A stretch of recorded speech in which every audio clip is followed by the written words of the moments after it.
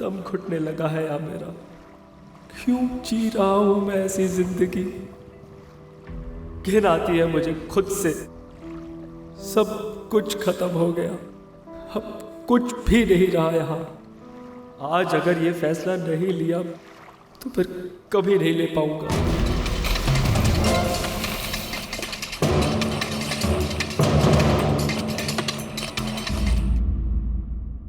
दुनिया के जिन देशों में सुसाइड रेट सबसे ज्यादा है उनमें भारत का भी नाम आता है, और आत्महत्या करने वालों में सबसे ज्यादा संख्या होती है युवाओं की। जिंदगी में मुश्किलें तो आती हैं और मुश्किलों से बाहर निकलने के रास्ते भी मिलते हैं, तो फिर क्यों कई लोग ये आखिरी रास्ता ही चुनते हैं। हमारी आज की कहानी है भोपाल के रहने वाले बलबीर की, लेकिन उसने जिंदगी से लड़ने की बजाय मौत को गले लगाना ही ज्यादा ठीक क्यों समझा।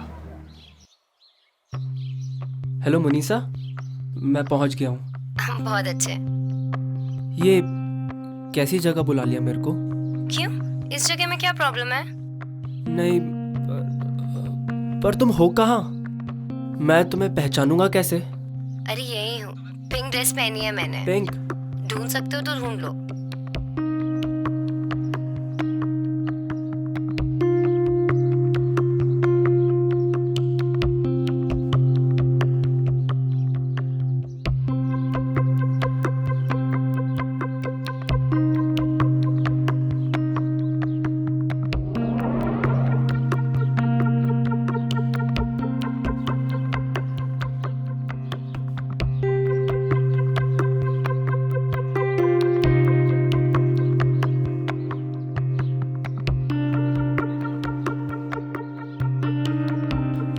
मुनीसा,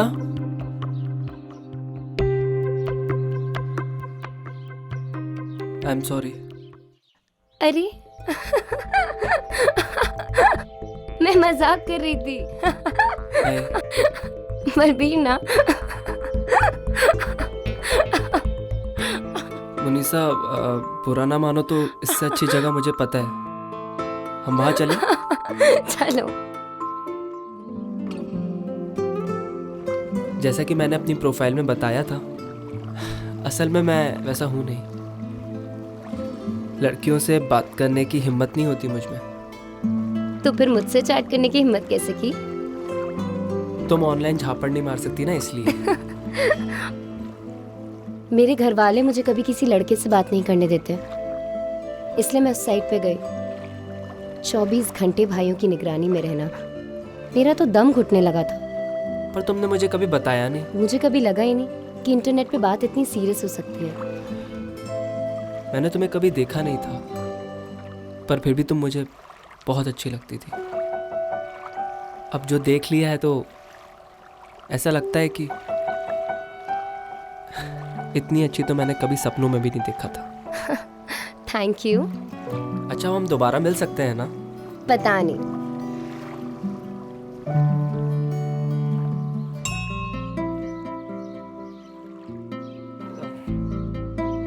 तुम यहाँ कभी आई हो पहले? नहीं, पर मैंने ना यहाँ के बारे में कुछ खास बात सुनी है। क्या? यही क्या? मैंने ना फिल्मों में देखा है कि हीरो ना अपना अंगूठा काटकर खून से हीरोइन की मांग में सिंदूर भरता है। तुम करो ना मेरे लिए। ये सब फिल्मों में होता है। अरे ऐसे ही होता है, करो ना। ये सब फालतू की बात है। कोई फालतू फालतू नहीं है, करो ना। ऐसा टेटनस होगा ना? कुछ नहीं होगा, करो। क्या फुद्दूपन है? रुको मैं ही करती हूँ। ये लो। तुम पागल हो क्या? इतना काट लिया? अरे कुछ नहीं हुआ। टेटनस हो जाएगा, चलो डॉक्टर के पास। कोई डॉक्टर के पास नहीं, कुछ नहीं हुआ। सुनो, तुम्हारा बताओ, तुम करो। क्या हुआ?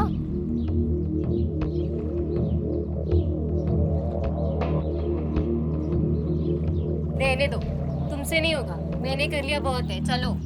तुम भी पागल हो, चलो डॉक्टर के पास। अरे पर कुछ नहीं हुआ, इतना सा खून तो है, कुछ नहीं होता।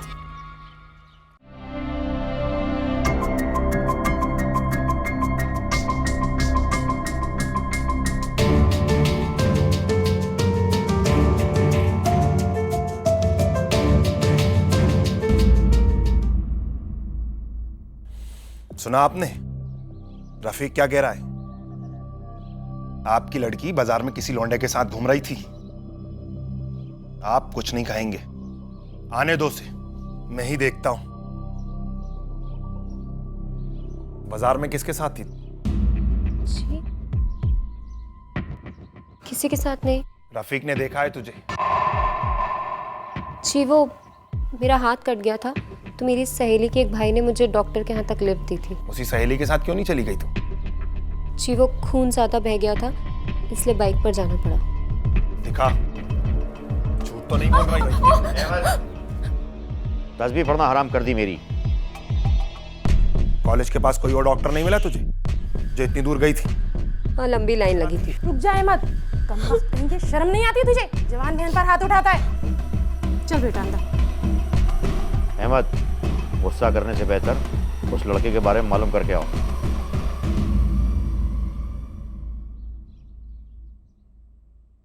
ज्यादातर परिवारों में महिलाएं घर संभालती हैं और पुरुष पैसा कमा कर लाते हैं और परिवार की सुरक्षा की जिम्मेदारी लेते हैं। लेकिन क्या इससे उन पुरुषों को यह अधिकार मिल जाता है कि घर की हर औरत, हर लड़की की जिंदगी उनकी मर्जी से चले? क्या उन्हें अपनी जिंदगी के फैसले लेने का, अपने मन की बात सुनने का हक सिर्फ इसलिए नहीं है क्योंकि वो एक लड़की पैदा हुई है? सच तो यह है कि जिन बच्चों की फैमिलीज उन्हें बिल्कुल आजादी नहीं देती, वो बच्चे बाहर की दुनिया देखने और उसका अनुभव करने के लिए ज्यादा आतुर होते हैं। मुनीसा के साथ भी यही हो रहा था।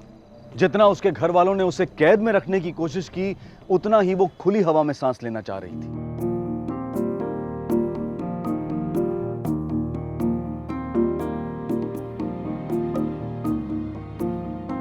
ले नाश्ता कर ले। नहीं माँ, मैं बहुत जल्दी। थोड़ा सा नाश्ता तो कर जा। क्या बात है, बड़ा खुश नजर आ रहा है आज। बस यूं ही। अब लीजिए, ये आप कर लीजिए। अम्मी मैं जा रही हूँ।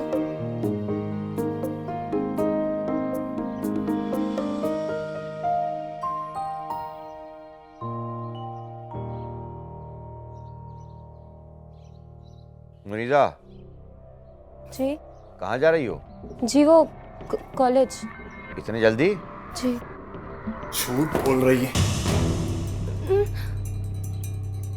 क्या खाक कॉलेज का टाइम हुआ है? भाईजान किताबें कहाँ हैं तुम्हारी? वो एक्स्ट्रा क्लास है, बुक्स की जरूरत नहीं है। अहमद, जाने दो उसे।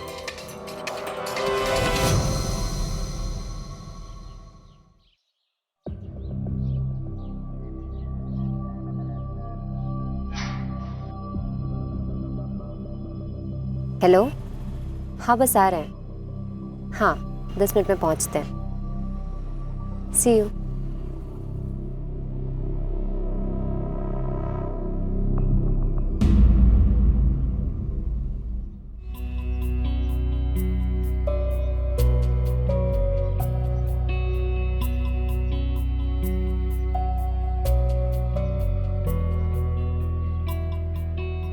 तुम्हें किसी ने आते हुए देखा तो नहीं ना? अच्छा मुनीसा, मेरी मुंबई में जॉब लग गई है। सच? हाँ, इससे पहले किसी को पता चले हमें यहाँ से चल देना चाहिए। पर इतनी जल्दी ये सब कैसे होगा? देखो, मेरे को मुंबई में ऐसा फ्लैट मिला है, पूरा कॉम्प्लेक्स है। कितना अच्छा होगा ना अगर हम साथ में रह सके तो। हाँ, इससे पहले मेरे घर वालों को पता चले हमें यहाँ से चल देना है।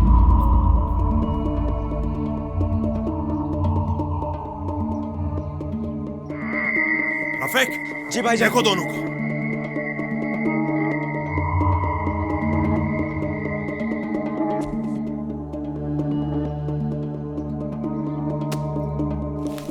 हट। यहाँ नहीं है भाईजान।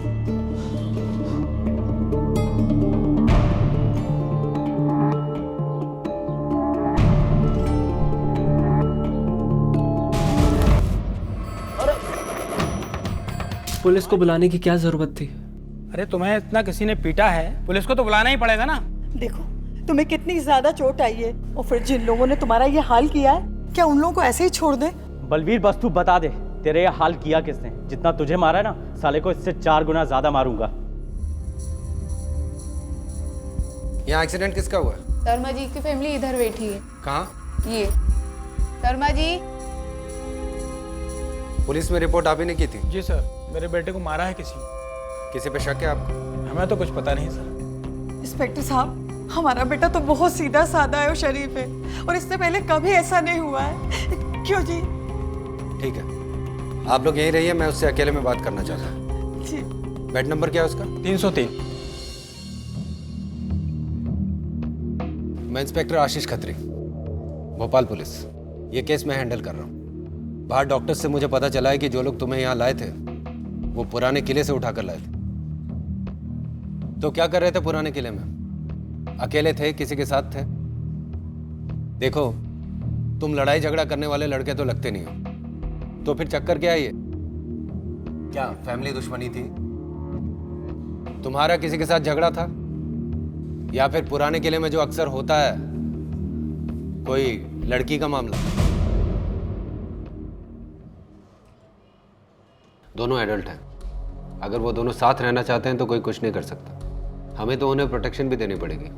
पर आपने उन दोनों भाइयों को तो गिरफ्तार कर लिया होगा। जब तुम्हारे भाई ने रिपोर्ट दर्ज करने से इनकार कर दिया तो हम कुछ कार्रवाई नहीं कर सकते। देखिए सर, पार्क में और भी गवाह थे। देखो, पुलिस का काम पुलिस पे छोड़ दो। रहने दो। आप बताइए, क्या आप चाहते हैं कि ये रिश्ता आगे बढ़े? नहीं, ये तो हम नहीं चाहते।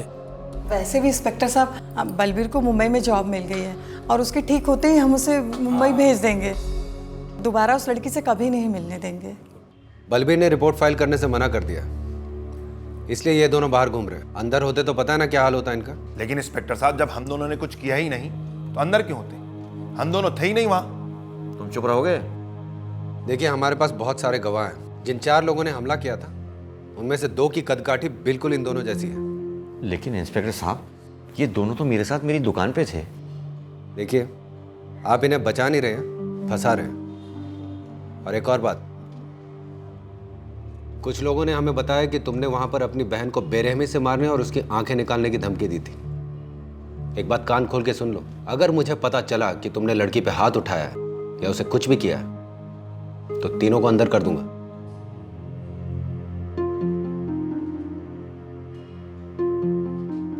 बलबीर और मुनीसा एक दूसरे से प्यार करते थे और जवानी का प्यार सिर्फ अंधा ही नहीं बल्कि बहरा भी होता है। किसी की नहीं सुनता, न घर वालों की, न स्टेटस, न कम्युनिटी, न कास्ट की।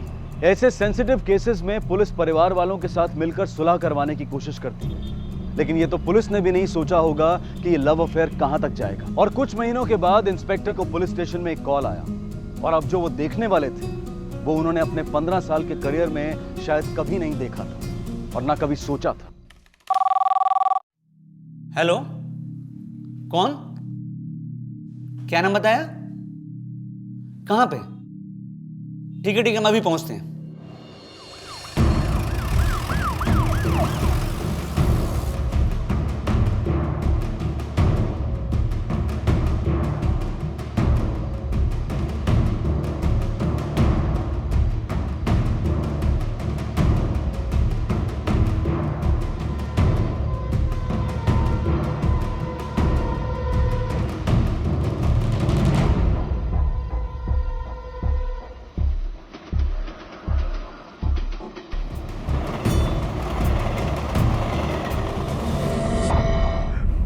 मुनीसा, क्या यही आपकी बेटी मुनीसा? मर्डर है। अभी यह पता लगाना बाकी है कि किसने किया और क्यों। इनको संभालिए, हम इन्वेस्टिगेशन कर रहे हैं। हमें आपसे कुछ सवाल पूछने होंगे। आप बिना पता शहर के बाहर मत जाइएगा। बॉडी पोस्टमार्टम के बाद आपके हवाले कर दी जाएगी। हवलदार, इनको बाहर निकालो। इन पे नजर रखना, खास तौर से बड़े भाई। किसने किया ये? वो लोग 4 लोग थे। वो लोग ने हम पे हमला किया और वो भाग गए। पर तुम इतने सुनसान और वीरान इलाके में कर क्या रहे थे? आए दिन ऐसे केसेस देखने को मिलते हैं जहां प्यार करने वालों को उनकी फैमिली, कम्युनिटी या कास्ट के लोग बड़ी बेरहमी से मार देते हैं और कई बार तो अपने ही इतने बेरहम हो जाते हैं कि गैरों के भी दिल दहल जाएं। पुलिस को अब केस को मजबूत करने के लिए सिर्फ एक चीज की तलाश थी, मर्डर वेपन।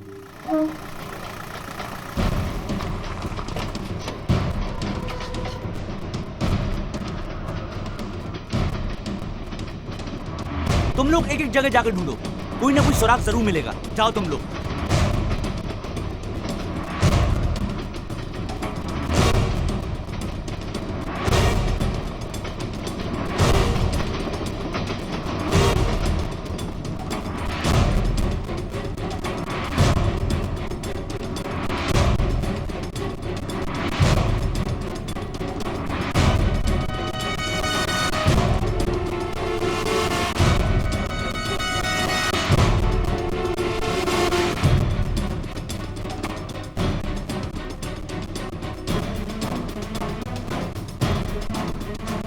यहाँ कोई मिला?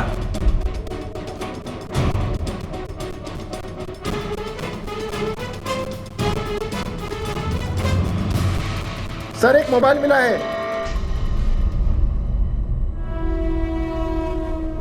देखो बलबीर, अभी तक तुमने जितनी भी इंफॉर्मेशन हमें दी है उससे हमें उन लोगों के बारे में पता नहीं चल पा रहा है जिन्होंने तुम पे हमला किया। कुछ और बताओ। में से एक के हाथ में ब्रेसलेट जैसा कुछ था जिसमें नीला पत्थर जड़ा हुआ था। नीला पत्थर? वो चमक रहा था इसलिए दिख गया। गुड, ज़्यादा नहीं पर कुछ तो है। अच्छा, अब मुझे शुरू से बताओ कि क्या हुआ। तुम और मुनीसा ने तो एक दूसरे से मिलना जुलना बंद कर दिया था ना? हाँ, हम महीनों से नहीं मिले। और तुम तो मुंबई चले गए, फिर वापस कब आए? मैं कल दोपहर को ही आया था। और आने के बाद तुमने अपने घर वालों को कांटेक्ट नहीं किया? क्यों? मैं नहीं चाहता था उनको बताना कि मैं मुनीसा से मिलने जा रहा हूँ, क्योंकि उन्होंने मना किया था। और मुनीसा से तुम्हारा दोबारा कांटेक्ट कैसे हुआ? बहुत कोशिशों के बाद मेरी उससे दोबारा बात हुई। मुनीसा, तेरे कपड़ों की सारी तैयारियां हो गई?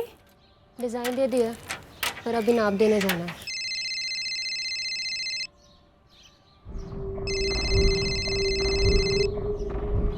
हेलो मुनीसा, मैं भोपाल आ गया हूँ।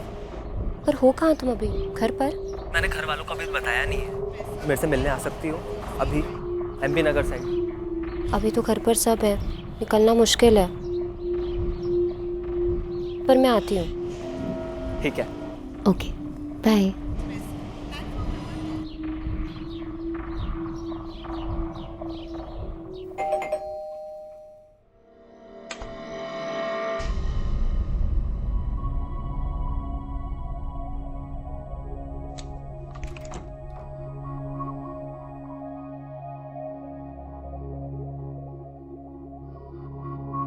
कैसे हो? मैं एकदम बढ़िया, तुम कैसी हो? क्या बात है, अच्छा रूम है। हर कितना कमा रहे हो? नाश्ता ऑर्डर करूं? 206 में 2 चाय और 2 सैंडविच भिजवा दीजिए।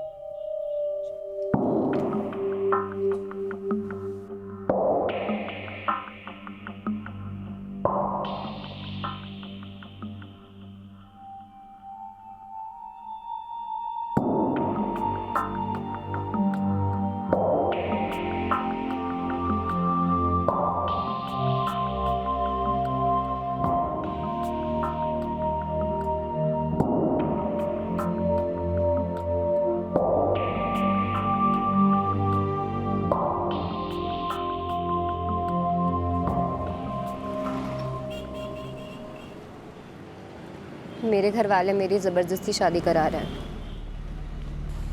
मुनीसा, किसी और से शादी मत करना, नहीं तो मैं जिंदा नहीं रह पाऊंगा। मुझे भी नहीं पता कि मैं किसी दूसरे आदमी के साथ कैसे रहूँगी। हम किसी और शहर में भी तो जाके रह सकते मेरे हैं। भाई हमें कहीं भी ढूंढ लेंगे। वो मुंबई आए थे ना तुम्हारे यहाँ, पूरे ऑफिस के सामने तुम्हारी बेइज्जती की थी। हम भाग भी गए ना तो हमारा जीना आराम कर देना। उन्हें तुम्हारा मेरा साथ रहना बर्दाश्त ही नहीं होगा। और फिर हम बाहर टहलने चले गए। रेलवे ट्रैक से आ रहे थे तभी। तो उनमें से एक आदमी ने एक ब्रेसलेट पहना था जिसमें नीला पत्थर जड़ा हुआ था। हाँ, जिसने चाकू मारा था उसके हाथ में। अच्छा, एक बात बताओ, कोई है जो तुम्हारी इस गवाही को सपोर्ट कर सके? कोई भी जिसने तुम्हें देखा हो या वहां से गुजर रहा हो या किसी ने तुम्हारी आवाज सुनी? नहीं, और पुलिस को फ़ोन करने से पहले मैंने अपने भाई को फ़ोन किया। उसे भी वही सब बताया जो आपको। उसका पहले भी कभी फोन आया था? किसी से दुश्मनी थी उसकी? जी नहीं सर। एक बात बताओ, जब उसका फोन आया तो तुम फौरन उसके पास क्यों नहीं गए, या तुमने पुलिस को इन्फॉर्म क्यों नहीं किया? तुम्हारा भाई मुसीबत में था। सर, क्योंकि जब उसका फ़ोन आया था तो मुझे उसकी आवाज़ क्लियर सुनाई नहीं दी। क्यों? मे बी नेटवर्क प्रॉब्लम हो। दोबारा भी उसका फ़ोन आया था पर मुझे कुछ समझ में नहीं आया, तो मैंने बस इसलिए उसे पुलिस का नंबर मैसेज कर दिया था। और उसके बाद तुमने अपने पेरेंट्स को फ़ोन किया? जी सर। ये केस इतना सिंपल नहीं है जितना लग रहा है। एक तरफ तो ऐसा लग रहा है कि ऑनर किलिंग का मामला है, और दूसरी तरफ ये सतबीर, ये जरूर हमसे कुछ छिपा रहा है। मुनीसा के घर वालों से बात करते हैं। जी सर। वहां हमें कोई ना कोई सुराग जरूर मिलेगा कि उस वक्त मुनीसा की जिंदगी में क्या चल रहा था, उसके मन में क्या चल रहा था। गाड़ी उसके घर की तरफ लो। उस रात आप कहाँ थे? उस रात दुकान पे था। आपके आसपास के दुकान वालों से बातचीत की हमने। उन्होंने हमें बताया कि उस रात आपने अपनी दुकान 1 घंटे पहले बंद की थी। हाँ, शायद बंद कर दी थी। शायद क्या होता है, बंद की थी या नहीं की थी? हाँ, उस दिन मार्केट कुछ ठंडा था, लोग कुछ कम थे, बंद कर दी थी। और उसके बाद कहाँ गया? उसके बाद मैं मार्केट गया, कुछ सामान खरीदा और तकरीबन 11 बजे मैं घर वापस आ गया। 11 बजे? जी।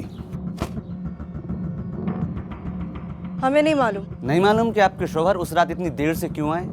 नहीं, वो अक्सर देर से ही आते हैं। तुम पूछती नहीं थी कभी? नहीं। आपके शौहर अपनी बहन को मारते थे? पड़ोसियों ने तो बताया कि मुनीसा की चिल्लाने की आवाजें अक्सर कर आती थी। वो तो मुझे ही मारा था। क्यों? मैं इससे ज्यादा आपको और कुछ नहीं बता सकती। लगता है अहमद मुनीसा को बहुत मारता था। उसकी बीवी ने साफ तो नहीं बताया, लेकिन जाहिर कर दिया। अहमद झूठ बोल रहा है। उससे और रफीक से पुलिस स्टेशन में ठीक से पूछताछ करनी पड़ेगी। कई केसेस में बहुत सारे सस्पेक्ट होते हैं और पुलिस को उन सब को एक एक करके इन्वेस्टिगेट करना पड़ता है, लेकिन इस केस में शक की सुई सीधे जाकर 2 लोगों पर टिक गई थी।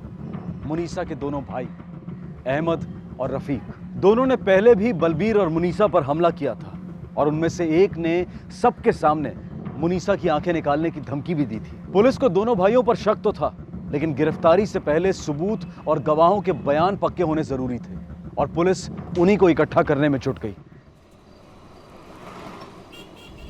सर, एक और बात बड़ी अजीब है। मुनीसा के फोन रिकॉर्ड से पता चला है एक लड़की अहाना है, जिससे उसकी अक्सर कर बातचीत होती थी।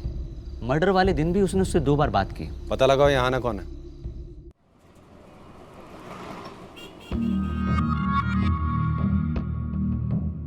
मैं मुनीसा की मौसेरी बहन। हम दोनों अच्छी सहेलियां थी। जिस दिन उसका कत्ल हुआ, क्या तुम उससे मिली थी? उस दिन मैं और मुनीसा उसके घर पर ही थे। उसके निकाह की तैयारियां चल रही थी। मुनीसा का निकाह?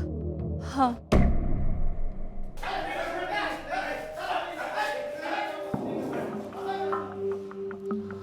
डरो मत। ये बताओ कि मुनीसा और कबीर का रिश्ता कब तय हुआ था? उस दिन से 3 हफ्ते पहले। जल्दबाजी में तय हुआ था? हाँ। ये कबीर आदमी कैसा? वो मुनीसा के काबिल ही नहीं था। ना ज्यादा पढ़ा लिखा था और ना ही दिखने में अच्छा। वो उसकी बाप की दुकान चलाता था। मुनीसा इस रिश्ते से खुश थी? बिल्कुल नहीं। उस दिन मुनीसा ने मुझे सुबह कहा था कि वो दोबारा मिलकर कबीर से कुछ बात करना चाहती है। मैंने ही फोन करके मीटिंग फिक्स की थी।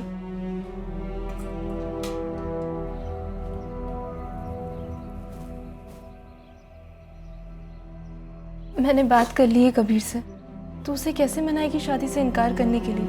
मैं जितना जानती हूँ वो उसके अम्मी अब्बा के खिलाफ कभी नहीं जाएगा। तो क्या बात करेगी उससे?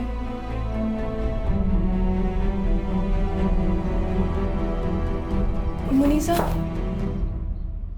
कहाँ जा रही है तू? बस आ रही हूँ। अरे मुनीसा, कहाँ जा रही हो तुम? इसके लहंगे की फिटिंग कराने के लिए। ठीक है, जाओ।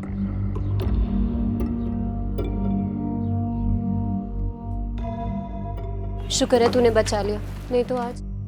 बस कर, अब तू जा। उस दिन तो मैंने उसे घर के बाहर सड़क पर छोड़ दिया था, पर उसके बाद खबर आई कि वो। हो सकता है कबीर उससे मिला, फिर उसने मुनीसा का पीछा किया। इस कबीर का पूरा नाम और पता हमें बता सकती हो? इसमें लिखो। जैसे जैसे पुलिस इस केस की गहराई में जाती जा रही थी, वैसे वैसे नए नए पहलू खुल रहे थे और नए लोग सामने आ रहे थे। कुछ ऐसे लोग जिनके होने के बारे में भी पुलिस को नहीं पता था, और अब वो भी संदिग्ध था।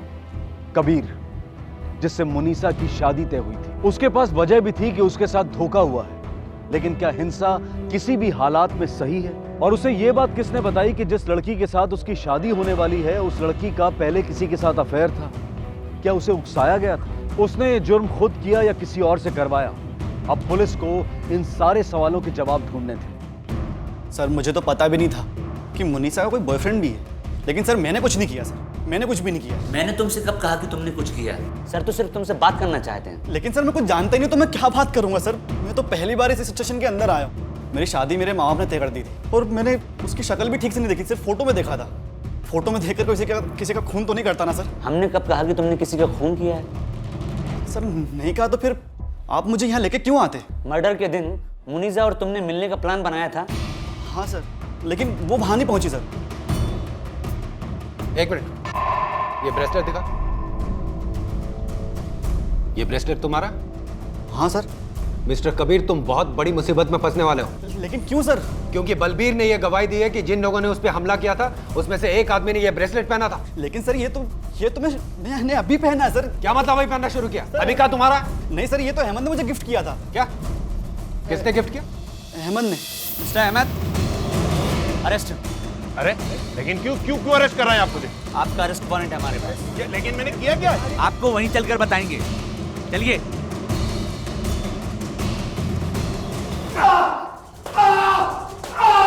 सर बाखुदा, मैंने अपनी बहन का खून नहीं किया। खून नहीं किया? सारे सबूत तेरे खिलाफ है। वो ब्रेसलेट, वो फोन रिकॉर्ड और वो वॉइस मेल सब तेरे खिलाफ है। हाँ सर, मैंने फोन लगाया था, लेकिन मैं वहां नहीं था। नहीं था तुम कहाँ था? फिर? मीनल के साथ था सर। तुम चाहते हो कि हम तुम्हारी इस बात का यकीन कर लें कि जो काम तुम खुद कर रहे थे वो तुम्हारी बहन कर रहे थे, तो तुम्हें बर्दाश्त नहीं हो रहा था? हाँ, बेवकूफ समझा हमें। और ये मीनल कौन है? इसे हमने ढूंढने की पूरी कोशिश की, कहीं नहीं मिली हमें। कौन है मीनल? सर मेरा आप यकीन क्यों नहीं मानते? मीनल यही है, इसी शहर में वापस आ चुकी है। मैं आपकी बात कराता हूँ, वो गवाही देगी। याद रखना, अगर ये मीनल कल नहीं मिली ना तो तेरा इससे भी बुरा असर करूंगा मैं, समझा? मैडम मुझे अंदर जाने दीजिए। नहीं जा सकती। मेरे पति को मत नहीं जा सकते मारिए। भी, सर ने मुझे मना साहब किया से है। मिलना है। नहीं जा सकती। साहब, मेरे शौहर को छोड़ दीजिए, उन्होंने कुछ नहीं किया है। मुनीसा के मर्डर में उनका कोई हाथ नहीं है। ये बात आप इतनी यकीन से कैसे कह सकती हैं? क्योंकि मैं जानती हूँ वो उस रात कहाँ थे। कहाँ थे?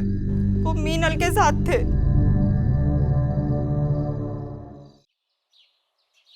मीनल के बयान से तो ये लग रहा है कि अहमद ने कुछ नहीं किया। जी सर, मीनल ने ये कंफर्म किया है कि उस रात वो अहमद के साथ होटल में थी। होटल में काम करने वाले इन दोनों को पहचानते हैं। आखिरी बार अहमद उसी दिन वहीं था और देर शाम तक रहा। सर ये केस सुलझने की बजाय उलझता ही जा रहा है। मुनीजा के कपड़े से तो ये पता चलता है कि उसके शरीर पर एक ही बड़ा घाव हुआ था, ये जहाँ से पूरा खून बहा है। और फॉरेंसिक ने यह कंफर्म किया है कि ये सारे घाव उसके मरने के बाद बनाए गए। कबीर उस रात यहाँ पर था ही नहीं। जो चाकू हमें मिला है वो अहमद के होटल का है। अहमद का वो नफरत वाला वॉइस में जिस तरह से मुनीजा की आंखें निकाली गई हैं, ये काम बहुत नफरत से किया गया है। मुझे पता है कि तू बलबीर से मिलने गई है। अब मैं तुझे छोड़ूंगा नहीं, मार ही डालूंगा। तू अभी क्या भी मुझे मैसेज कर, तू कहाँ पे? सर क्योंकि जब उसका फ़ोन आया था तो मुझे उसकी आवाज़ क्लियर सुनाई नहीं दी। क्यों? May be network problem. दोबारा भी उसका फ़ोन आया था पर मुझे कुछ समझ में नहीं आया।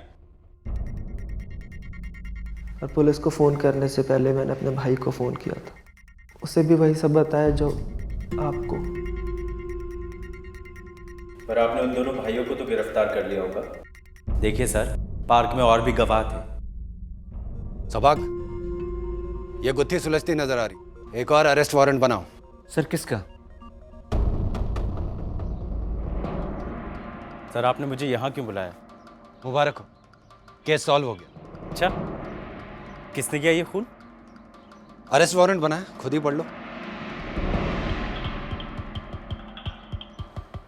सर इस पे तो मेरा नाम लिखा। सर आप मुझे तुमने हमसे क्या कहा था? हाँ, क्या कहा था कि मर्डर वाले दिन तुम्हारे भाई से तुम्हारी कोई बात नहीं हुई है? पर सर ये तो मैं आपको पहले ही बता चुका था। सर मारिए मत। झूठ कहा था तुमने, झूठ कहा था हमसे। नहीं सर, उस रात तुम्हारे भाई से तुम्हारी पूरे 1 घंटे बात हुई है, मोबाइल रिकॉर्ड है हमारे पास। सर मैं आपको बता चुका था कि बेटा अब तो तू अंदर जाए। सर मेरी बात, मैं आपको सच बताता हूँ कि उस दिन हुआ क्या था। पर सर मैंने ये खून नहीं किया है।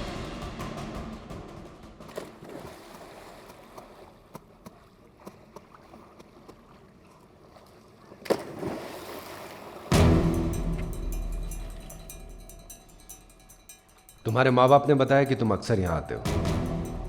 जी सर। बहुत गलत हुआ ना मुनीसा के साथ? हाँ सर। बहुत याद आती है उसकी?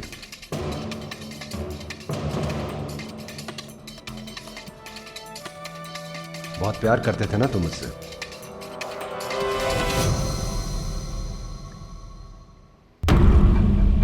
तुम्हें उसे मारना नहीं चाहिए था। तुमने मुनीसा का मर्डर किया और उसके बाद मनगढ़ंत कहानी बना दी। मर्डर? मैंने? तुम्हारे भाई तकबीर से हमारी बात हुई है। उसने बताया कि तुम दोनों के बीच क्या क्या बात हुई थी। पर वो मर्डर नहीं था सर। मर्डर नहीं था?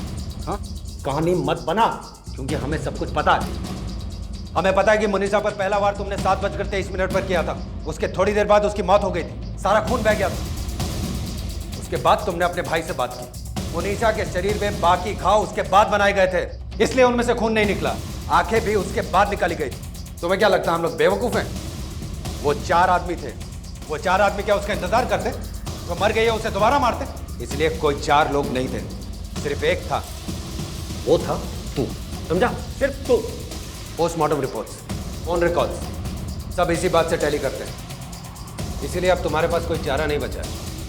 कन्फेस कर लो और सब कुछ सच सच बता दो। वो मर्डर नहीं था सर। मुनीसा और मैंने साथ पढ़ने का फैसला किया था। मुनीसा, एक बार फिर से सोच लो, हमें करना चाहिए कि नहीं? मुझे पता भी है मैं किस हालत में हूँ। मेरे घर वाले मेरी जबरदस्ती शादी करा रहे। आज भी मैं कोई बहाना बना कर निकली हूँ। तब तो उन्हें पता भी चल गया होगा मैं कहाँ। आज अगर वापस गई ना तो चैन की सांस नहीं ले पाऊंगी। तुम बस इतना बताओ, तुम मेरे साथ हो या नहीं हो? नहीं तो मैं ये अकेले ही कर लूंगी। मुनीसा, मैं तुम्हारे साथ हूँ। ठीक है, लो, पहले तुम मुझे मार, क्योंकि मैं तुम्हारे साथ ऐसा नहीं कर सकती। तुम्हें लगता है मैं तुम्हारे साथ ये सब कर सकता हूँ, वो भी अपने हाथों से? तो फिर हम यहाँ क्यों आए? क्यों फिर वो सब वादे किए थे? तुम्हें ऐसा करना नहीं था तो पहले बोलना ही नहीं था। तो अब करो। तुम्हें डर लग रहा है तो मैं ही कर देती हूँ। अब तुम्हें करना ही पड़ेगा, अपने आप को मारना ही पड़ेगा। मैं डर गया था सर, मैं डर गया था। वो बहुत बहादुर निकली। मैं चाहकर भी कुछ नहीं कर पाया। मुझे समझ में नहीं आ रहा था मैं क्या करूं। मैं चाहकर भी अपनी जान नहीं ले सकता था। मैं बहुत देर तक वहां बैठ के बस रोता रहा। उसकी जान निकलती रही और वो थोड़ी देर बाद चुप हो गई। मुझे समझ में नहीं आ रहा था मैं क्या करूं। तभी मैंने अपने भाई से बात की। मुझे ये बताइए, ये सब हुआ कैसे? उसने अपने हाथ से पकड़कर अपने आप को मार लिया। मैंने कुछ नहीं किया भैया। बलवीर, तू भी हद करता है। तुम लोग अभी कहाँ पर हो? भैया, हम लोग ट्रैक के पास है। किसी ने देखा तो नहीं? नहीं नहीं। अरे तू निकल वहां से, किसी ने देख लिया तो बुरा फंसेगा। पूरी जिंदगी भर के लिए जेल में सड़ेगा तू। पर होटल में हम लोग साथ में थे, उन लोगों ने हमें साथ देखा होगा। बलवीर, तू तो गया। चाकू पर तेरे हाथ के निशान भी हैं। तू बहुत बुरा फंसेगा। मैंने नहीं किया भैया, मैंने कुछ नहीं किया। अरे बलवीर, ये सब चीजें मैं मानता हूँ कि तूने कुछ नहीं किया। अरे वेपन वहां पर है, बॉडी वहां पर है और तेरे हाथ के निशान भी। अब बस एक ही तरीका है। क्या? तू एक काम कर, तू खुद पुलिस वालों को फोन कर और उनसे बोल के तुम दोनों पर किसी ने हमला किया है। मैं जैसा कहता हूँ वैसा कर। बहुत देर तक मैं अपने भाई से बात करता रहा और सोचता रहा कि मैं क्या करूं, पर मुझे कुछ समझ में नहीं आ रहा था। तुमने उसकी आंखें कैसे निकाली? मुझे पता है कि तू बलबीर से मिलने गई है। अब मैं तुझे छोड़ूंगा नहीं, मार ही डालूंगा। तू अभी क्या अभी मुझे मैसेज कर, तू कहाँ पे? जिससे प्यार करते थे उसकी आंखें निकालने में जरा भी दर्द नहीं हुआ तुम्हें? उस समय सिर्फ अपने बारे में सोच रहा था सर, और उन भाइयों को फंसाने की सोच रहा था ताकि वो मुझ तक ना पहुंच सके। डर ने ये सब कराया मुझसे सर। तुमने जो कुछ भी किया बहुत गलत किया, और अब तुम बहुत लंबे टाइम के लिए जेल जाने वाले हो।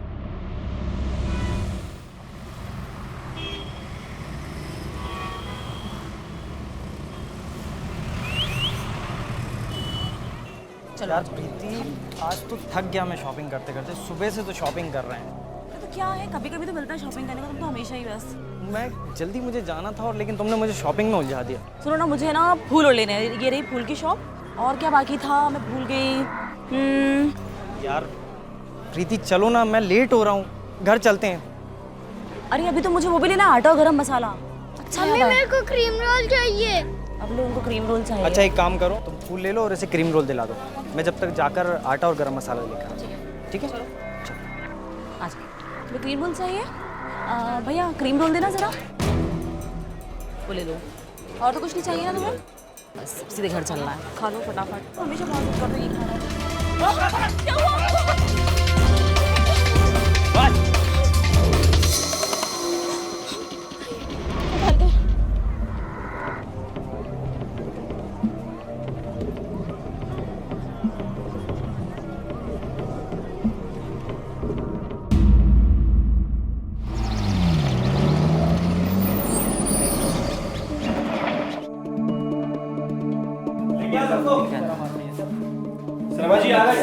चोरे, मेरी भाभी पे हाथ डाला तूने?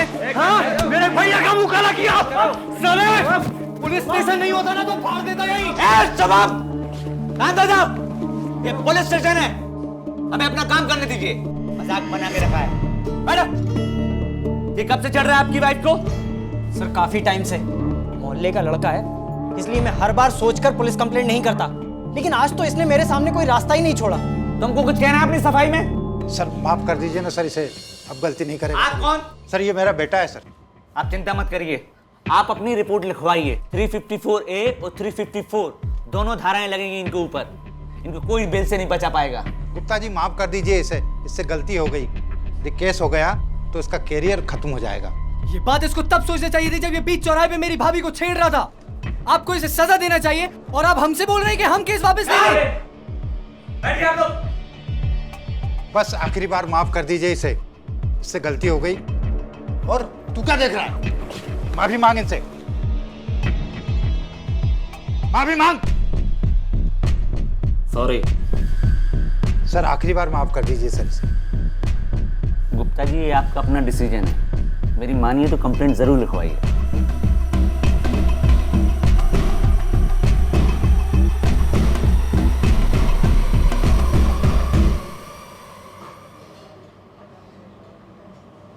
रहने दीजिए इंस्पेक्टर साहब, हमें कोई कंप्लेंट नहीं लिखवानी। छोड़ दीजिए आप इन्हें। आप जैसे अच्छे लोगों की वजह से ये लोग सर पे चढ़ जाते हैं और दूसरों को परेशान करने लगते हैं। एक बार फिर सोच लीजिए। नहीं इंस्पेक्टर साहब, हमने सोच ली, अब रहने दीजिए। पब्लिक प्लेसेस पर छेड़छाड़ और अश्लील हरकतों की घटनाएं दिन ब दिन बढ़ती जा रही हैं।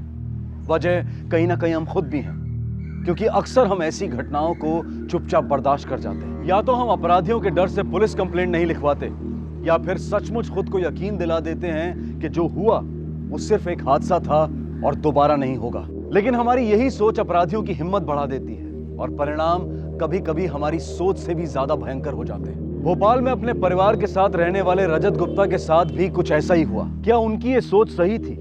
क्या पुलिस की चेतावनी का सचमुच असीम और उसके दोस्तों पर कोई असर हुआ था, या फिर असीम को माफ करके उसके खिलाफ कंप्लेंट वापस लेकर रजत से बहुत बड़ी भूल हुई थी? एक ऐसी भूल जिसे पता नहीं रजत को सुधारने का मौका भी कभी मिलेगा या नहीं। कितना लेट हो गया, इतनी देर से क्यों उठा तू आज? चलो जल्दी। अरे यार छुट्टी ले लीजिए ना, पता है ना शाम को शादी में जाना है, और अगर हम शादी में नहीं गए ना तो मिसेस अग्रवाल बुरा मान जाएंगी। प्रीति, मैं पहले ही 5 दिन की छुट्टी ले चुका हूँ, आज तो कम से कम थोड़ी देर के लिए ऑफिस चला जाऊँ। मुझे तो ये डर लग रहा है कि जो गुंडे उस दिन हमारे साथ बदतमीजी कर रहे थे, कहीं आज वो आपके साथ कुछ गलत करने की कोशिश ना करें। प्लीज़ मेरी बात मान लीजिए, मत जाइए ना। तुम टेंशन मत लो प्रीति, मुझे कुछ नहीं होगा। अरे उठ जा मेरा बेटा। अरे हम किसी से नहीं डरते ना बेटा। नहीं पापा। वेरी गुड, चलो।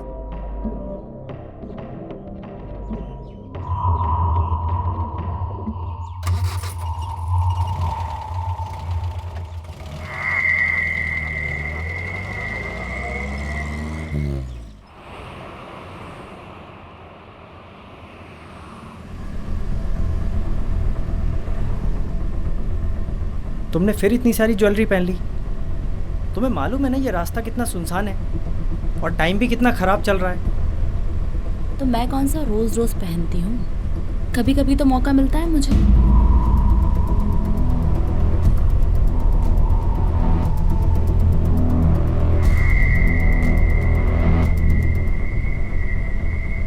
पापा मेरा पेट दुख रहा है। अब क्या हो गया इसके पेट में? तुमसे मना किया था ना मैंने इतनी सारी आइसक्रीम खाने के लिए। तू सो जा बेटा, तेरा पेट बिल्कुल ठीक हो जाएगा।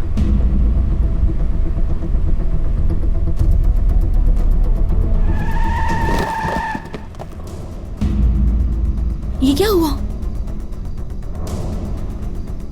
मैं देखता हूँ। संभल के जाइएगा। हाँ।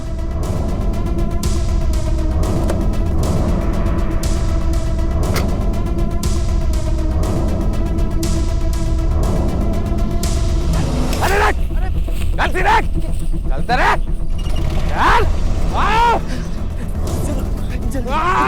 जल्दी भागो, चलो। साला मिला तो मार डालूंगा।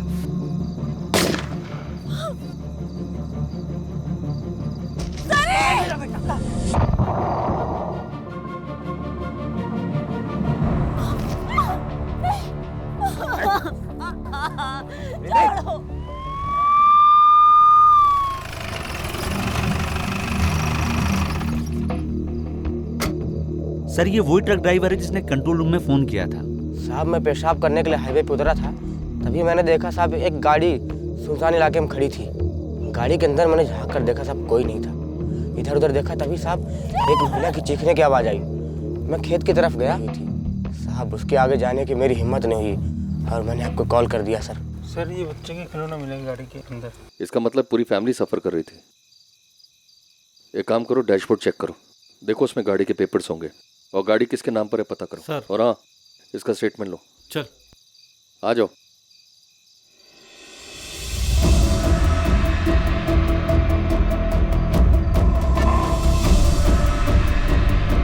सर एक क्लास यहाँ पढ़ी, एक औरत क्लास वहाँ पढ़ी। मेरा बेटा। एक मिनट, सर्च पार्टी भेजो, देखो इनका बेटा यहीं कहीं होगा। ओके सर, जाओ तुम लोग उस तरफ जाओ। सर हाँ, गाड़ी में कुछ डॉक्यूमेंट्स मिले हैं जो कि रजत गुप्ता के नाम से रजिस्टर्ड है। एक काम करो, बॉडी को पोस्टमार्टम के लिए भेजो, एम्बुलेंस बुलवा। Yes sir. इन्हें हॉस्पिटल लेकर जाना है। Okay sir.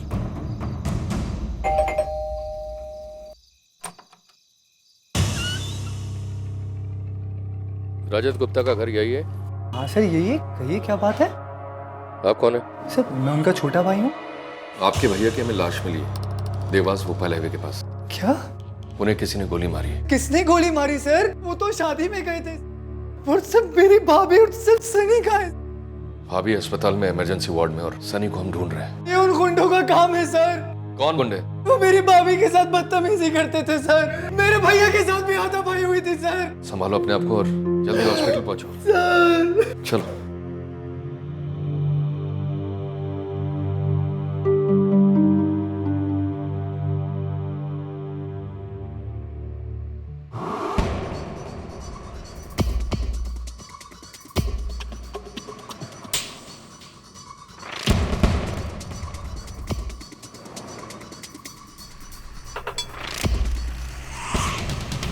डाल इसको अंदर डाल।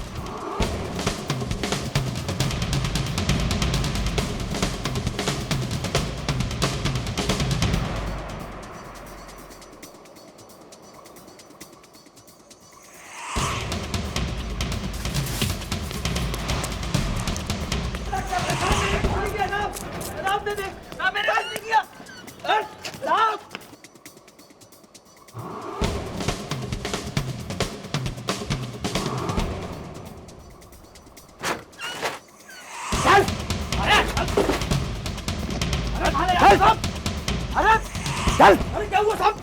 साहब क्या हुआ साहब?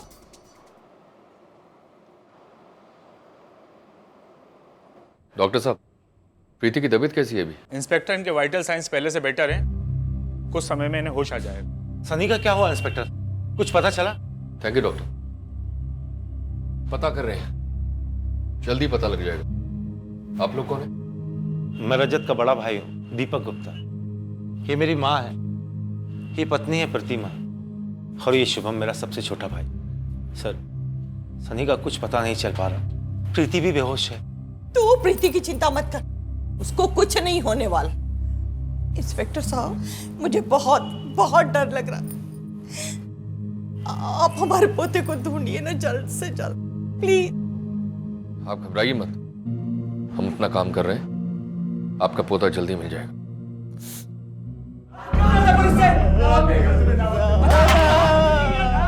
तुम लोग खुद मुंह खोलोगे या खुलवाऊं? हम लोग बेकसूर है साहब, हम लोग बेकसूर तो है। पुलिस से डरकर क्यों भाग रहे? कल रात हमारा बार में झगड़ा हुआ था सर। सर हमें लगा उसी केस में हमें ढूंढ रहे सर, इसलिए डर के भाग रहे थे सर। मार्केट में तुम लोगों ने रजत गुप्ता के मुंह पर कालिक पोती, बाजार में तुमने उसकी बीवी के साथ छेड़खानी की, वो भी एक बार नहीं, बार बार। तो मौका मिलता है जिसको तुमने जान से मारा। नहीं साहब, हमने रजत को नहीं मारा साहब। साहब कल रात हम बार में थे साहब। कौन से बार में? क्लासिक बार में थे साहब, और हम लोग उस हालात में नहीं थे साहब कि हम किसी के खून कर सके। आप हमारे परिवार वालों से पूछ सकते हैं साहब। क्लासिक बार में जाकर चेक करो ये लड़के सही बोल रहे हैं नहीं। ठीक है सर। सर, हाँ, क्राइम सीन के आसपास काफी पूछताछ की गई है, नहीं बच्चे का कोई पता चला है, नहीं बच्चे से जुड़े किसी सुराग का। ऐसा भी तो हो सकता है कि बच्चे की किडनैपिंग हुई हो, या फिर उसे भी मार दिया गया रजत की तरह। एक काम करो, हाईवे से जुड़े जितने भी पेट्रोल पंप और ढाबे हैं वहां जाकर चेक करो, शायद किसी ने बच्चे को देखा हो, कोई सुराग मिले। और हाँ, बच्चे का फोटो पूरे शहर में बंटवा दो, आसपास के पुलिस स्टेशन, चौकी, हर जगह।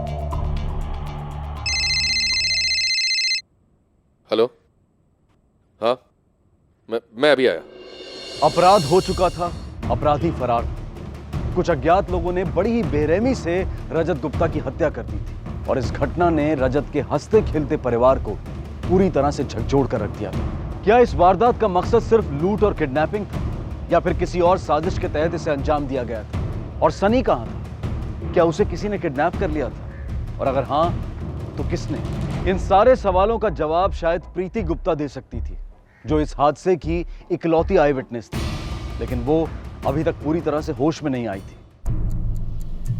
आपको क्या लगता है प्रीति की अभी हालत कैसी है? कंडीशन तो स्टेबल है, अभी थोड़ी देर पहले ही होश आया है। अच्छा, मैं आपसे कुछ पूछना चाह रहा था। चेकअप के बाद आपको ऐसा लगता है कि प्रीति के साथ रेप हुआ है? मेडिकल चेकअप के बाद तो यही लगता है, पर पता नहीं क्यों प्रीति इससे इनकार कर रही है। Thank you doctor.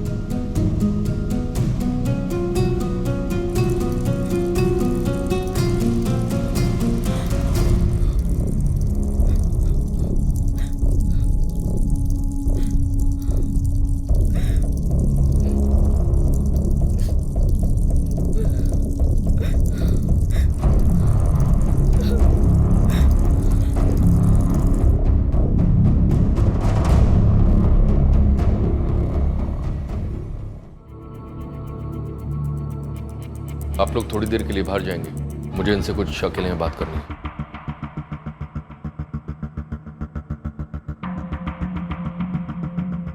उस रात एग्जैक्टली क्या हुआ आप मुझे साफ साफ बताएंगे?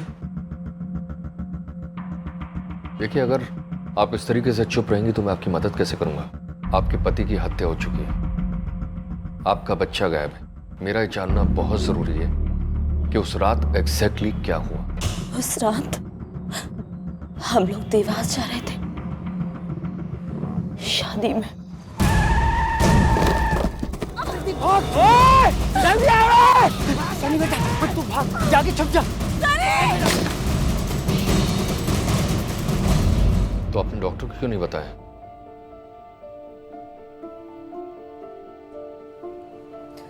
पति नहीं रहा मेरा, और मेरा बच्चा न जाने कहां चला गया।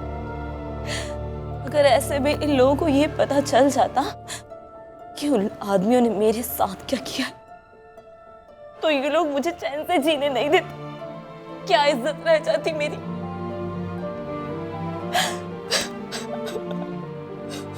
आप चिंता मत कीजिए, ये बात बाहर नहीं जाएगी, ना मीडिया में ना प्रेस में। क्या आप ये बता सकती हैं जिन लोगों ने आपका ये हाल किया है उनका हुलिया कैसा था? कुछ याद नहीं है मुझे, बहुत डर गई थी मैं। ना याद हो उतना बता सकती हैं आप? कोशिश करूंगी मैं। ठीक है, आप अपना स्टेटमेंट को दीजिए।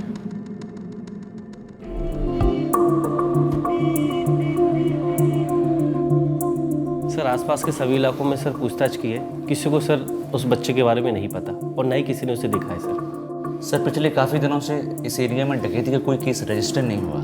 पुराने गैंग्स पकड़े जा चुके हैं या उनके मेंबर्स फरार हो चुके हैं। इसमें किसी नए गैंग का भी तो हाथ हो सकता है।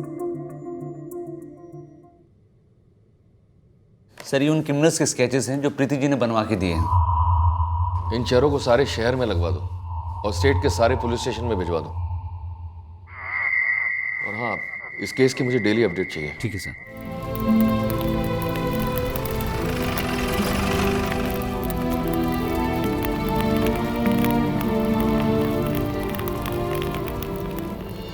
मुझे पता है ये सही समय नहीं है आपसे बात करने का, पर एक बच्चे की जिंदगी का सवाल है।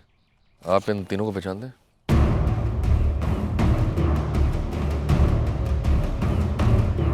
सर ये तीनों तो भाई हैं सर, अतुल, शेखर, मानस, सबनिस। इन तीनों को तो जानता हूँ सर। आप कैसे जानते हैं? मैं रजत की कंस्ट्रक्शन कंपनी में मैनेजर था सर। ये तीनों वहीं काम करते थे। इनका अक्सर रजत के साथ झगड़ा चलता रहता था सर। और एक दिन झगड़ा इतना बढ़ गया सर कि रजत ने इनको निकाल दिया नौकरी से। तुम बता सकते हो तीनों कहाँ मिलेंगे? ठीक है, थैंक यू। हाँ सर लॉज के मैनेजर ने बताया सबनीस ब्रदर्स अभी यहाँ नहीं रहते। वो 1 साल पहले अपने गांव लौट चुके हैं। ठीक है, उन्हें वहाँ से उठवा लो। ठीक है सर, मैं अभी लोकल पुलिस स्टेशन को इन्फॉर्म करके उन तीनों को उठवा लेता हूँ सर।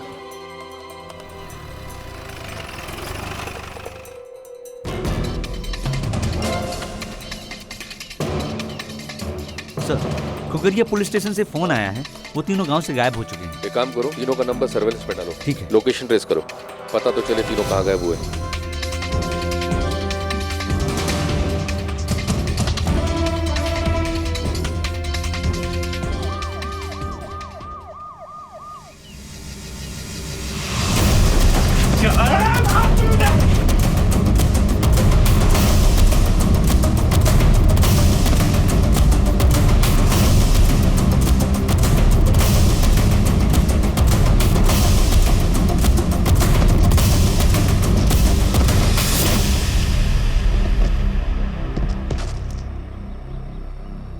तुम लोगों ने रजत का मर्डर किया, हाँ? उसके बाद उसकी बीवी के साथ रेप। बहुत बड़े गुंडे बनते हो। सच सच बताओ वरना तीनों की खाल उधेड़ूंगा मैं। नहीं सर, हमने नहीं मारा रजत को। अपनी माँ की कसम खा के कहता हूँ सर, हमें जाने दीजिए। हमने कुछ नहीं किया सर। हमने कुछ नहीं किया सर। रजत ने तुम लोगों को नौकरी से बाहर निकाला था ना? बहुत बुरा लगा होगा ना? नहीं सर, हमने कुछ नहीं किया सर। हमें जाने दीजिए सर, हमें जाने दीजिए। हाँ सर, हमने रजत के साथ बेईमानी की थी। उसकी बिल्डिंग का काम रुकवा दिया था ताकि उसको बिजनेस में बहुत बड़ा घाटा हो सके सर। कोई खास वजह? सर रजत के भाई दीपक ने हमें ऐसा करने को कहा था। उसी ने कहा था कि वर्करों की स्ट्राइक करवा दो। काफी अच्छे पैसे दिए थे सर उसने इस काम के। सच बोल।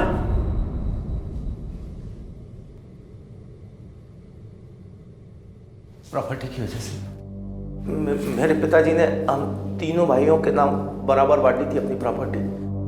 रजत के नाम एक प्लाट था भोपाल में। मैं चाहता था कि वो ये प्रॉपर्टी बेच दे और वो रेडी भी हो गया था।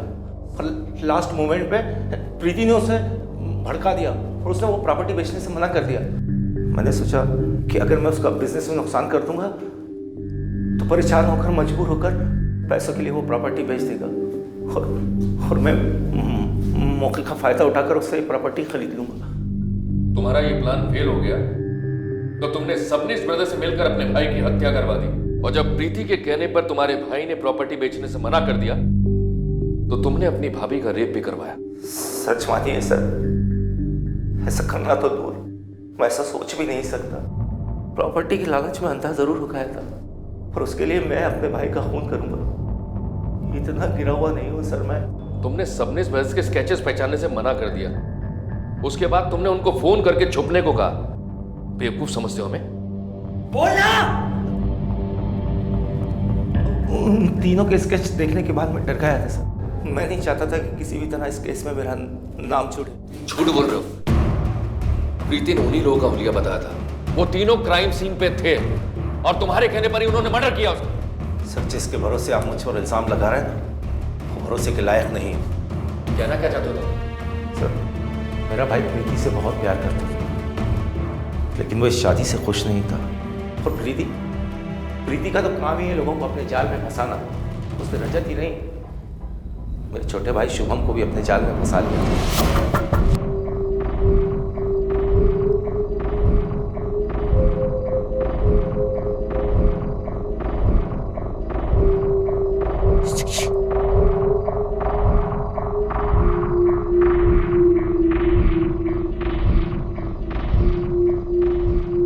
पिछली बार जब मैं उसके घर गया था तब मैंने शुभम और प्रीति दोनों को एक साथ देख लिया था।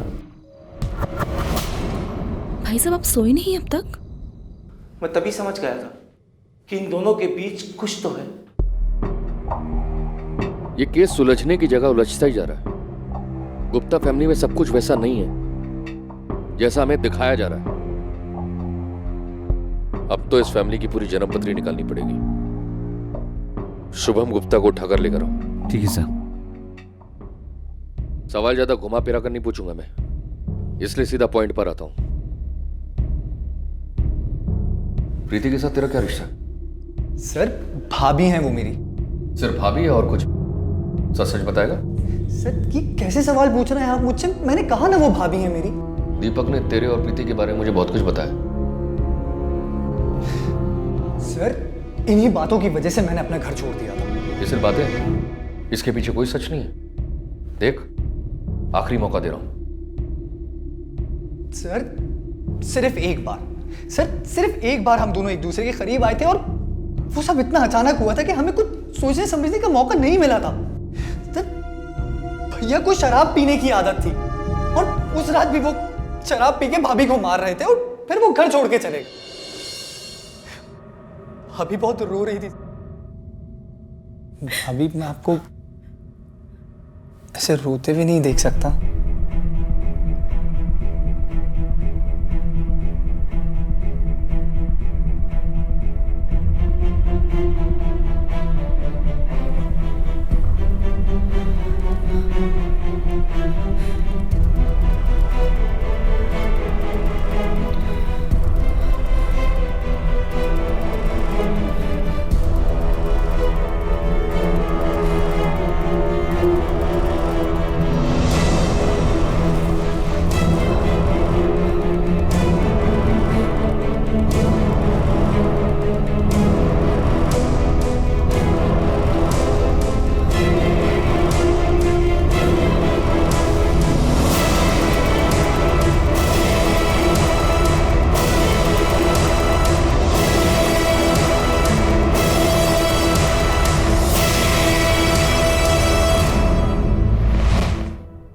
सर उसके बाद हम दोनों के बीच में कभी कुछ नहीं हुआ।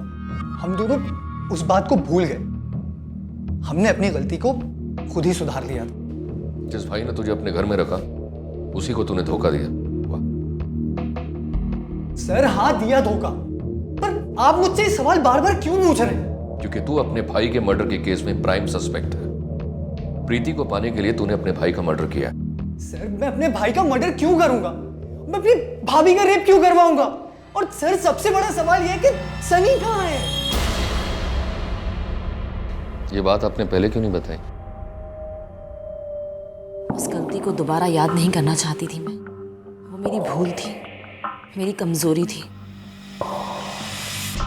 और उसके बाद मुझे अपनी गलती का एहसास हो गया था। हम दोनों ने डिसाइड किया कि हम इस रिश्ते को, इस गलती को यही खत्म कर देंगे। मैं रजत से बहुत प्यार करती थी, वो भी मुझसे बहुत प्यार करते थे। वो एक अच्छे पिता ही नहीं, एक अच्छे पति भी थे। सनी में तो जैसे उनकी जान बसती थी। उसकी खुशी के लिए तो वो कुछ भी कर सकते थे। मैं राजगढ़ पुलिस स्टेशन से सर इंस्पेक्टर मोहन राय बोल रहा हूँ। सर जो बच्चा मिसिंग था सनी गुप्ता, वो बाजार में मिल गया सर, राजगढ़ के बाजार में। जी जी।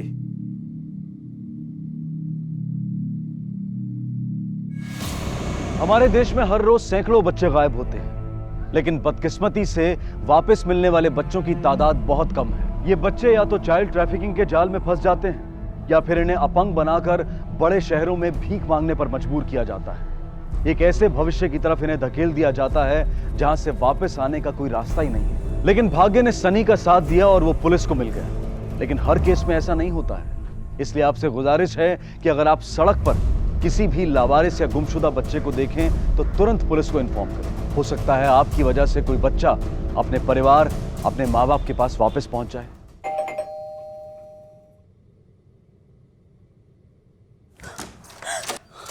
सनी मेरा बच्चा, कहाँ था तू बेटा?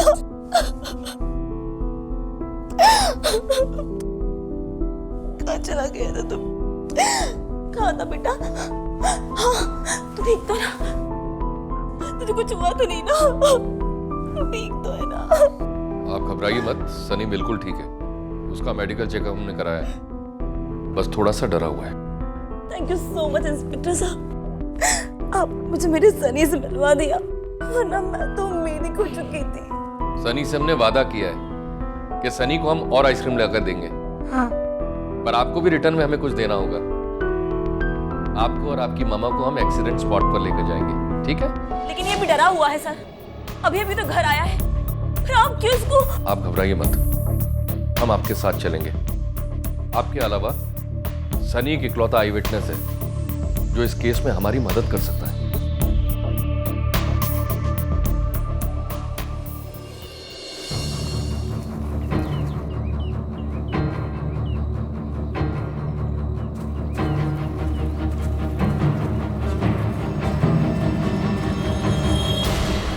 क्या हुआ बेटा? पापा ने मुझे इधर ही छोड़ा था। भाग गया साले! सनी बेटा, तू भाग, जाके छुप जा। बेटा, आप कहाँ छुपे थे? साला मिला तो मार डालूंगा। अच्छा, आपने उन्हें देखा था? हाँ, मगर उनके चेहरे ढके हुए थे। लेकिन आप तो कह रही थी। सर, शायद सनी ने नहीं देखा होगा, क्योंकि इसके जाने के बाद उन लोगों ने अपने चेहरे से गमछे हटा लिए थे। उसके बाद आपने क्या किया? उसके बाद मैं उधर भाग गया।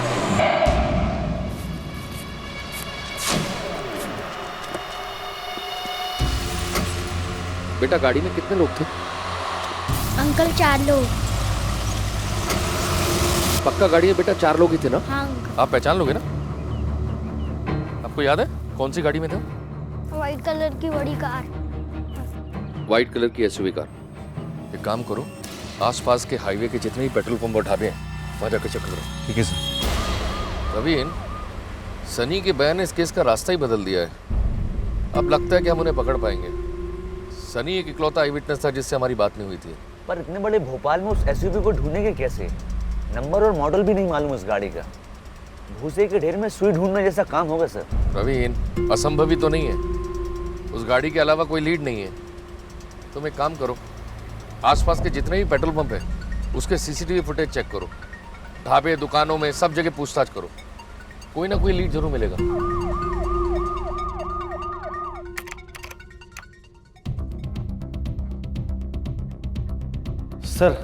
सर ये रही क्राइम सीन के पास पेट्रोल पंप की सीसीटीवी फुटेज। और कुछ सुराग मिला क्या? सर, मर्डर के 15 मिनट पहले ही यहाँ से ये 2 एसयूवी गुजरी थी सर। 1 मिनट रिमाइंड कर। इस गाड़ी में 4 लोग बैठे, जबकि प्रीति ने बताया था 3 लोग थे। मोहिल, ना जाने मुझे इस गाड़ी पर शक क्यों हो रहा है। एक काम कर, ये जो गाड़ी में से आदमी उतरा है ना, उसकी आइडेंटिटी पता करो और मुझे इन्फॉर्म करो।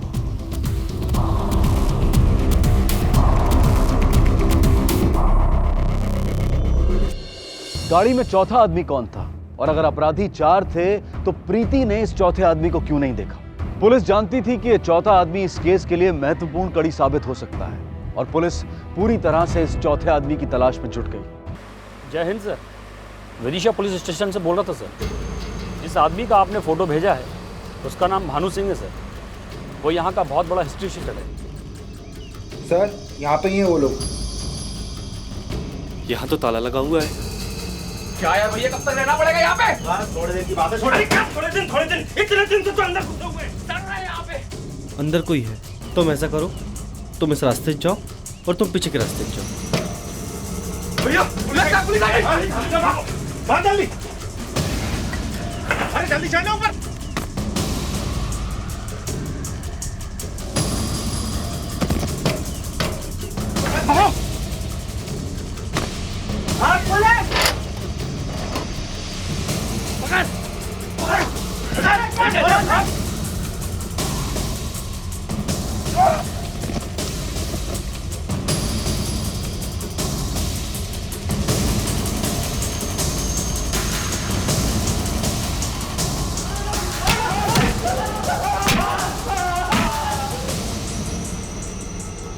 निकाला है तुम लोगों का रिकॉर्ड मैंने। छोटी मोटी चोरी तो बहुत की है, लेकिन इस बार बड़ा हाथ मारा। चोरी के साथ साथ मर्डर और फिर रेप भी। अपना गुनाह कबूल कर ले, वरना इस बार फांसी पक्की है। हाँ साहब, हम लोगों ने उस आदमी को मिलके मारा। और रेप भी हम लोगों ने किया था साहब, हम लोगों ने किया था। पूरी बात बोल, पूरी बात बोल। 5 लाख रुपए दिए गए थे हमें ये काम करने के लिए। वो चौथा आदमी कौन है? चौथा आदमी नहीं मारो सर,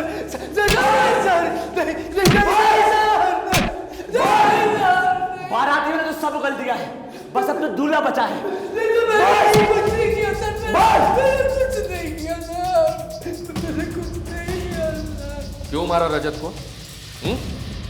भानु ने हमें सब कुछ बता दिया है। उस रात तू ही था वो चौथा आदमी।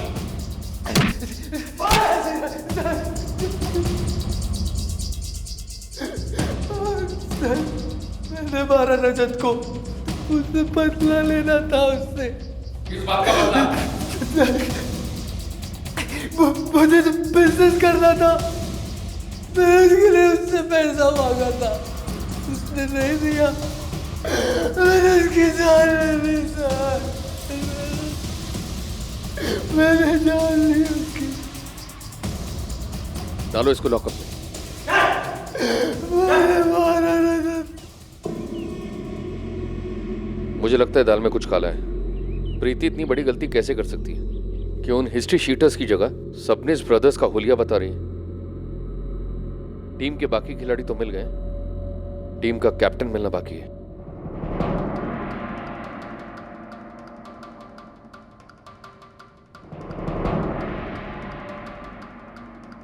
कहाँ है शुभम?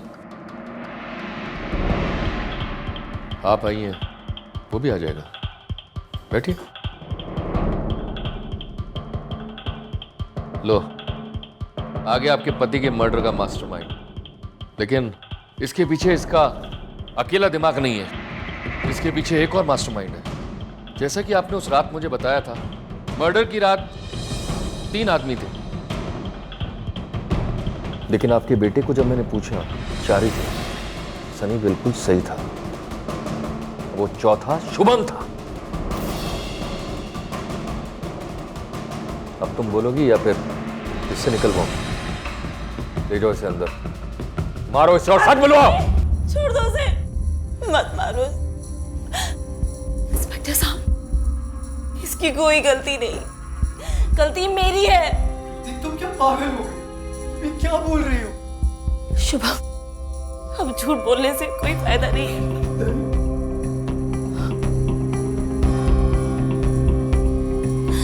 इंस्पेक्टर साहब, रजत का 8 महीने से बिजनेस में लॉस चल रहा था। वो रोज शराब पीने लगा, जानवरों की तरह वो मुझे रोज पीटता था।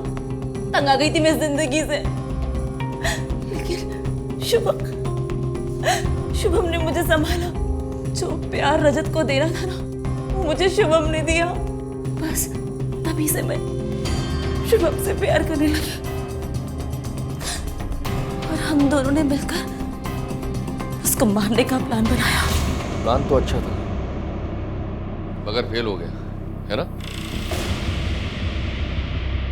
लेकिन इनका रेप भी तुम्हारे प्लान का हिस्सा था क्या? उन गुंडों ने प्रीति के साथ जबरदस्ती रेप किया। मैं गाड़ी के बाहर प्रीति के आने का वेट कर रहा था, और मुझे तभी गोली चलने की आवाज आई। मुझे लगा गोली रजत को लगी, लेकिन मुझे एक और गोली चलने की आवाज आई। मुझे लगा कुछ गड़बड़ है। क्या कर रहे हो तुम लोग? छोड़ो उसे। अरे कौन है वहाँ?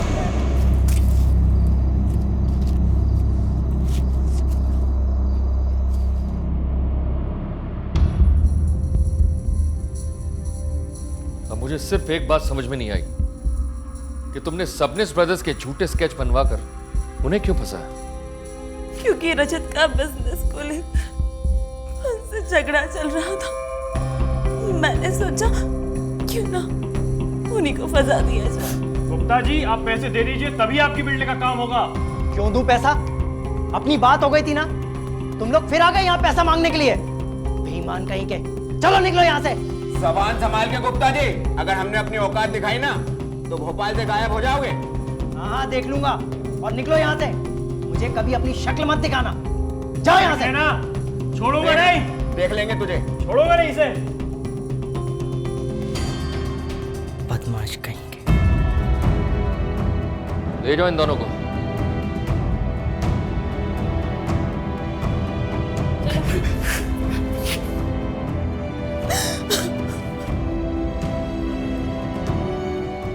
रिश्तों की मर्यादा को भूलकर शुभम और प्रीति ने जो अपराध किया था उसकी सजा तो उन्हें मिलनी ही थी। सनी के बयान ने न सिर्फ इस केस की दिशा बदल दी बल्कि असली मुजरिमों को सलाखों के पीछे पहुंचा दिया। शुभम और प्रीति को रजत की हत्या की साजिश रचने के लिए और भानु सिंह और उसके साथियों को रजत की हत्या करने के लिए उम्र कैद की सजा सुनाई गई। शुभम ने अपने भाई के विश्वास को तोड़ा और प्रीति ने पत्नी के नाम को कलंकित किया। अगर उसे अपने पति के व्यवहार से कोई तकलीफ थी तो वो चाहती तो अपने पति से अलग हो सकती थी, लेकिन उसने रास्ता अलग करने की बजाय रजत को ही रास्ते से अलग कर दिया। किसी को जिंदगी से हटाकर उसकी जान लेकर आप अपनी जिंदगी नहीं जी सकते। इसी विचार के साथ मैं अनूप सोनी आपसे विदा लेता हूं।